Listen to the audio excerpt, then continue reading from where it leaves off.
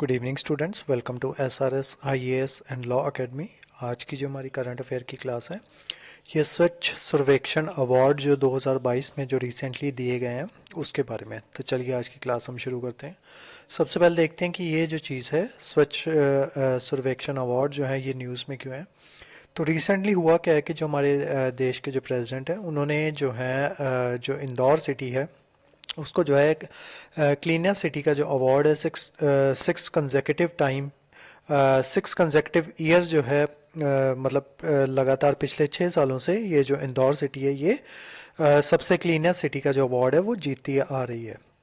तो उसी के उपलक्ष्य में आज़ादी 75, क्योंकि हमें जो है आज़ाद हुए 75 साल जो है वो हो चुके हैं, तो उसी उपलक्ष्य में स्वच्छ सर्वेक्षण 2022 करवाया गया था, जो कि पार्ट है आपका स्वच्छ भारत मिशन का, उसका स्वच्छ भारत मिशन अर्बन 2.0 का।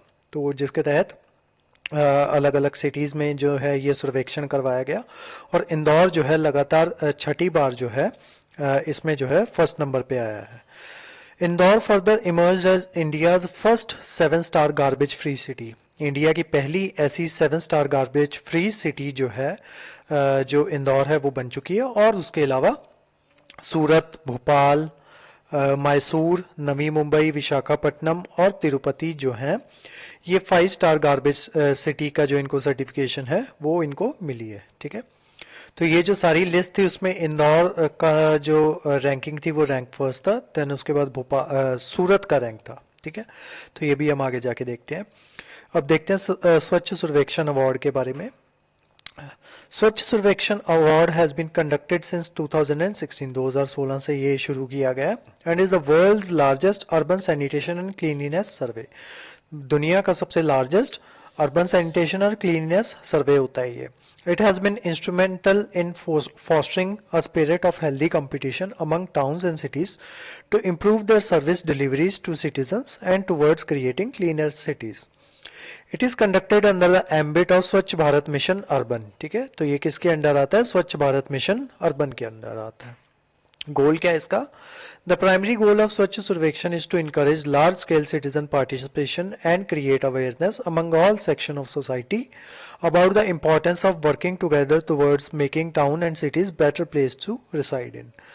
और ये कौन सी मिनिस्ट्री के अंदर आता है? Ministry of housing and urban affairs. ठीक है, इस मिनिस्ट्री के अंदर आता है आपका ये स्वच्छ सर्वेक्षण अवार्ड और स्वच्छ भारत मिशन। उसके अलावा ये जो क्लीनर सिटी जो है चुनी गई है वो कौन कौन से इसमें क्राइटेरिया होता है या कौन कौन से इसमें जो है अवार्ड्स होते हैं जो सिटीज़ को दिए जाते हैं। तो सबसे पहले वो सिटीज़ चुनी जाती है जिनकी जो पॉपुलेशन होती है वो 1 लाख होती है। ठीक है, तो उसमें जो इंदौर है उसका रैंक फर्स्ट आया, देन उसके बाद सेकेंड रैंक है सूरत का और जो थर्ड रैंक है वो है नवी मुंबई का।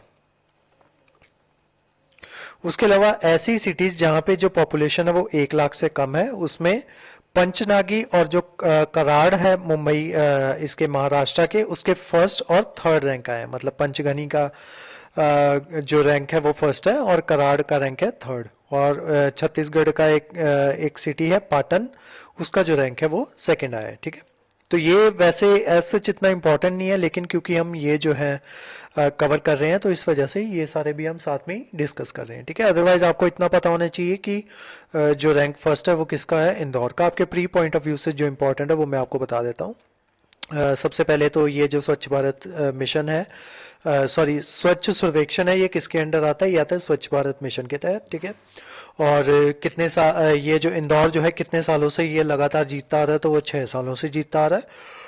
और इंडिया की पहली ऐसी पहली ऐसी सिटी जो जिसको 7 स्टार रेटिंग मिली है तो वो भी इंदौर है। ठीक है, और उसके अलावा किन किन को 5 स्टार रेटिंग मिली है वो भी आपको पता होना चाहिए। और उसके अलावा ये कौन सी मिनिस्ट्री के अंदर आता है? Ministry of housing and urban affairs. ये सारे आपके प्री पॉइंट ऑफ व्यू से इंपॉर्टेंट थे। उसके अलावा बेस्ट गंगा टाउन किसको चुना गया है?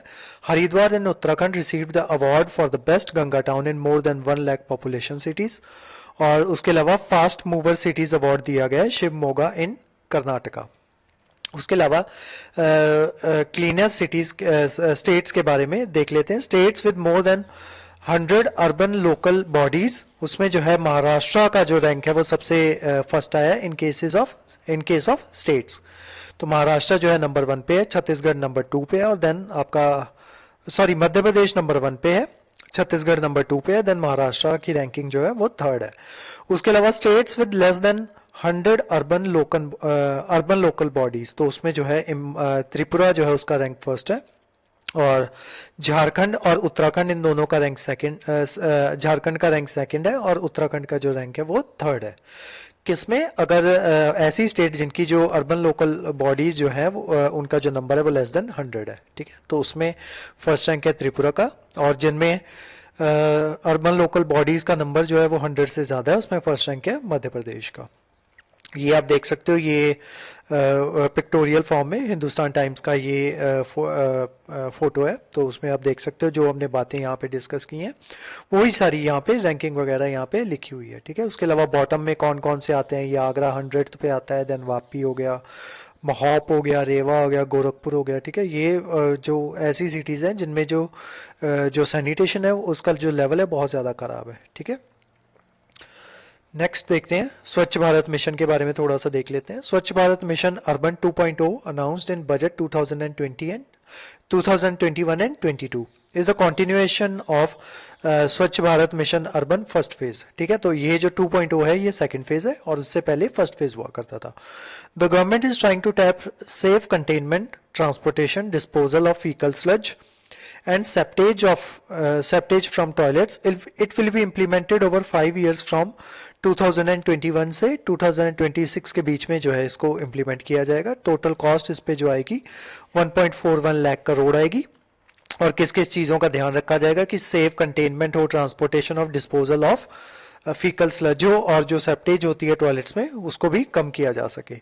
It focuses on source segregation of garbage, reduction in single-use plastic, air pollution by effectively managing waste from construction and demolition activities, and bioremediation from all legacy dump states. Under this mission, all wastewater will be treated properly before it is discharged into water bodies, and government is trying to make maximum reuse a priority.